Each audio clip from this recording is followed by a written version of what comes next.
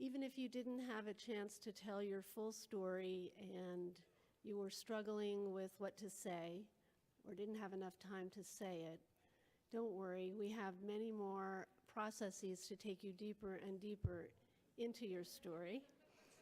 And Joy is going to tell you about one of them right now.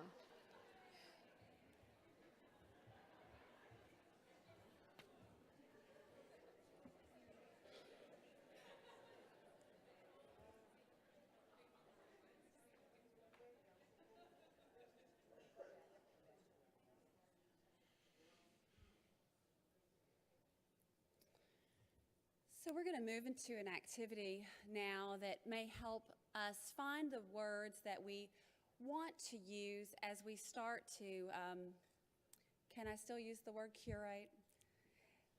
When we share our stories, we're digging deep. And then we begin to lift up and see patterns and be able to work with that in a way that doesn't always feel quite so incisive. And so words are wonderful in that they allow us to see the connections between us and our experiences and others. Words often can take us from where we are to where we want to be. And so on the table in front of you, I'm sure you have noticed, there are these wooden blocks. And there are an array of different words that are on each block. So on one side of this block I'm holding is the word delight. If you flip it over, straight to the other side, there's the word sorrow. Not all of the flipped words are antonyms exactly. You probably will know more about the way my mind and spirit works whenever you see some of the connections I've made. What is the opposite of grace? So our goal right now, just logistically, the tables were set up so that 8 people at a table would have 8 blocks so that you at least had the chance to have 1 block to hold in your hand. So for those of you who are at tables with more than 8 people present, I want to make sure that y'all take care of yourselves.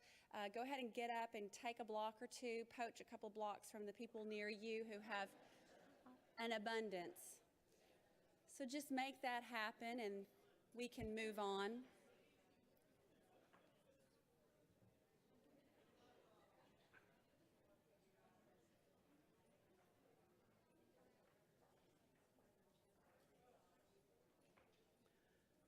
So I want to acknowledge that we all have our tender spots, and it's not just congregants who have allergies to certain words and certain kinds of language. And so if you find that you're looking at a block that has a word on it that's really hard for you to imagine using, that's okay, you don't have to. Stretch yourself a little and try to figure out some other way that you can use the block in front of you though. We're going to be working with 3 questions using these blocks. So we've told our bigger stories. We've given a narrative about an experience that we've had with death. But now we're going to try to find some of those patterns, those linkages that can help us move forward from that. So the first question is, where do we come from? You might guess what the other 2 questions are from that. Please do not read ahead, though. Where do we come from? So I want you to try your best to check out the block that you have or one on the table and try to use a couple of the words from that block to say something about your experience, your cultural context, your family history, your legacy around practices of death, the death you have experienced. So that's the first goal. The second goal, I guess probably don't need to write this down. So the first goal is to think about where we come from with a couple of words that can talk about that. The second question is, where are we? So where are you in this story, as we say in Spirit Play?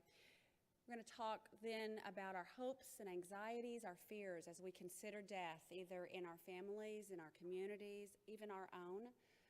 Find a couple of words that allow you to say something about that, where you are now, your present understanding, concerns about death.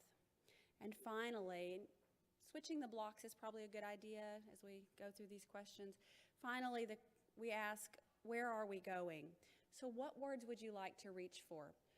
What would you like to have in your toolbox? How would you like to be able to describe an experience of death, either your own or someone in your family, your wider community, or in your congregation? What are some words you think would give you tools that you need to be in a place that's good and feels right? How much time do we have for this?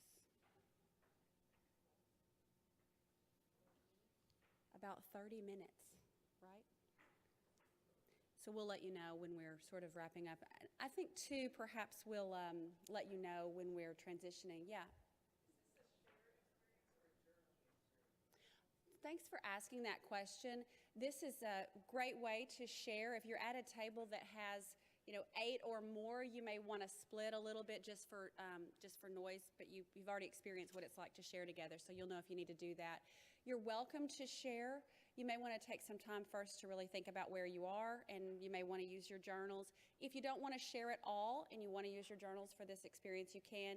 You can also just go right on back to the weaving table with your block and take the time that you need. So do what you need to do in this time together.